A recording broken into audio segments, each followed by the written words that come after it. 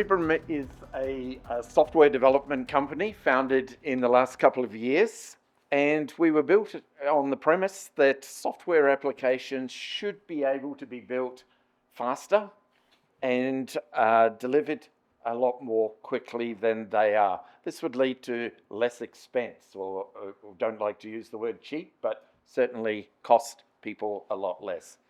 We are a startup company, but we have a lot of years in healthcare. Our most recent project, the three directors, have come out of Telstra Health, and we were responsible for the build of the National Cancer Screening Register for Australia, one of the largest population health screening registers in the world at the time.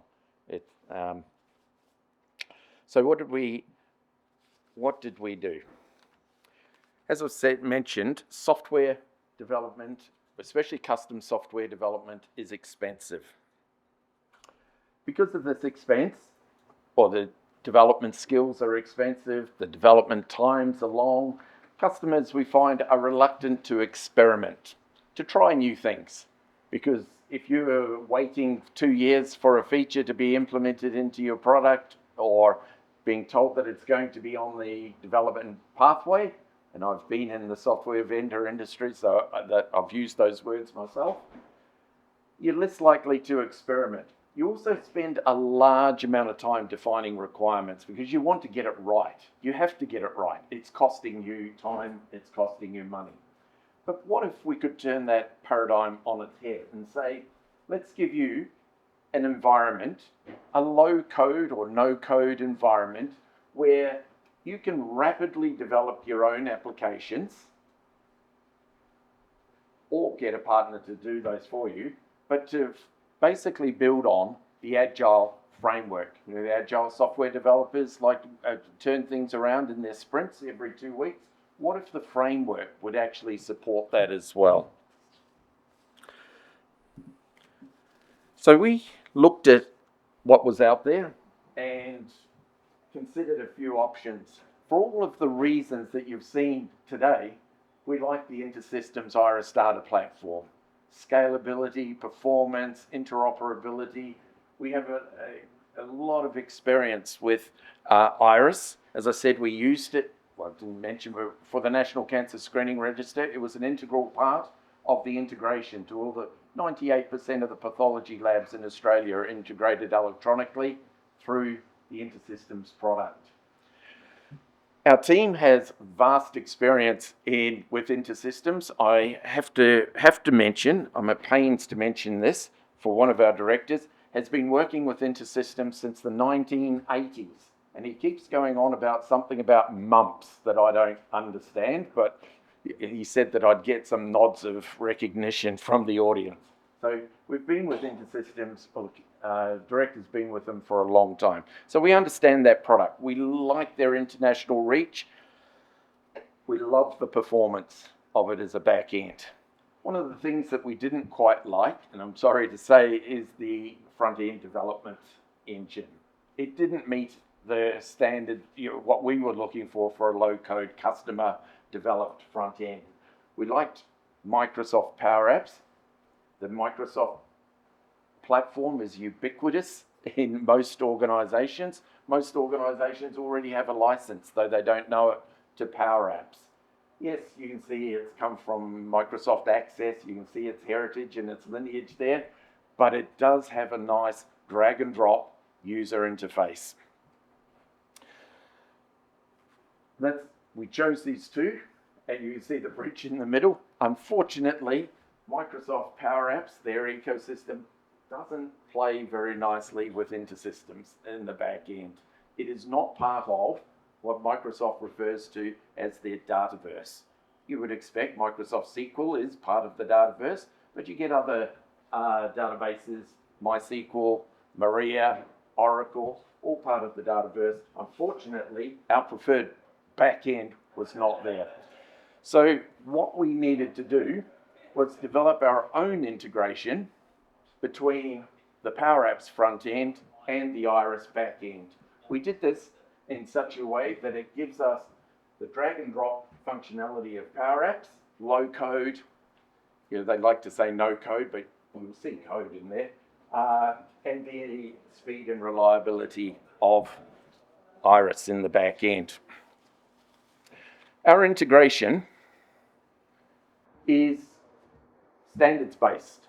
We approach this with the idea it must conform to standards and it must be secure. We're dealing with health data. So we've used standard API calls that conform to the API standards. If you had a look at them and you saw our API calls, you would say, hey, that looks pretty close to FHIR. Yes, we've based it on the FHIR standards, all our API calls. They provide the full create, read, update, delete functionality, in addition to some specialized searching and data retrieval functionalities. As I mentioned, yes, there's a very strong resemblance to a FHIR call. We have, and I've chosen these words very carefully, close to fully automated building of the persistence layer. So the classes in Iris are all automated, being built from a CSV file, as are the APIs. So we load a customer's data dictionary as a CSV file. Our back end is built for us pretty close to automatically. There's a little bit of hands-on that we've got to do. As a result, Iris is seen as part of the Microsoft Dataverse, and then we're free to do all our drag and drops and prettiness in the Microsoft front end. It has a full OAuth 2 authentication built in, so we integrate fully with the Active Directory that is in most places, giving us really robust and discrete security controls over the data elements.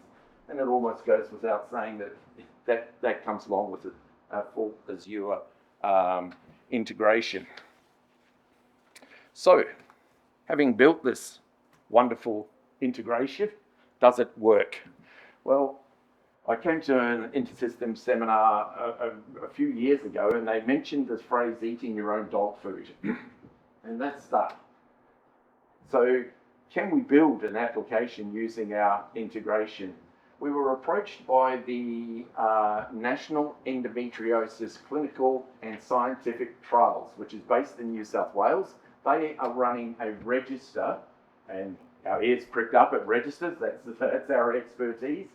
They're running a register that collects data on endometriosis and women who are suffering from endometriosis. They've been running for about 5 years, and they're just at the place where they're saying, we need an application, we need a platform that is going to support us into the future. They're expanding. They've just, it's been in the federal budget recently. So government's putting a lot of money into this research in endometriosis. 1 in 10 women suffer from endometriosis. I didn't know that before we started this project. And then on average, this is in Australia, 6.5 to 7 years from the time of symptoms to a diagnosis. There is no disease that is like that you wait 7 years for a diagnosis. It's quite incredible. So we have built the register. Top line, 2 FTEs in the company. It took us 16 weeks to build the application from scratch, not counting our integration, we built that last, but based on that. Now you can extrapolate and work out how much that would cost to build. It has, astounded us with the speed that we can turn these applications around. For example, the client came to us and asked for medications. Now, before you get excited about medications, it's not a full-blown medications module. We're not touching that with a long pole. It was, they're collecting data on patient-reported medications. That we're not doing any dose or anything like that. Just the patient was reporting that they're on paracetamol or whatever hormone drug, how long they've been on it, and any adverse reactions. We turned that screen, essentially it's a screen, around for them and delivered it within 2 days. And first day was presenting a prototype. They loved it. We made a couple of changes, tweaks for them, and delivered it within 2 days. That's not an exaggeration. Microsoft Power Apps, new screen, drag and drop fields in, already connected to the back end, deliver, publish. It is fast. So what is the application? I've decided not to do a demonstration of it because it's got live data in it at the moment, and we just went live last week with it. It is a full CRM functionality. If you've seen an EMR, a register is effectively an EMR. It's got patient management. We can create, we can delete, we can update demographics, we can identify duplicates, we can merge duplicates. We can't unmerge because that's a difficult thing to do. We have full health link integration for automated results reception. So results come in via HL7 and they automatically get matched to the patient record.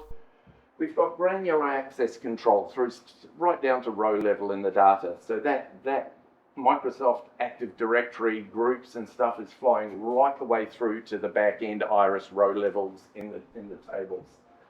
We've got, well, the client requested that we integrate with Jot Forms. I'm not sure if you're familiar with Jot Forms. It's a application on the web that you go and you design your own forms. It's very much drag and drop. It's quite nice.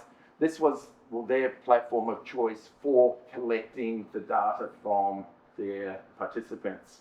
So when the person joins the program, they enter their details. All they need to do in our application is enter their name, mobile phone number, press save, an email or SMS goes to that person with a link to Jot Forms. They fill in their details, it comes in, we populate all the data in the back end from Jot Forms.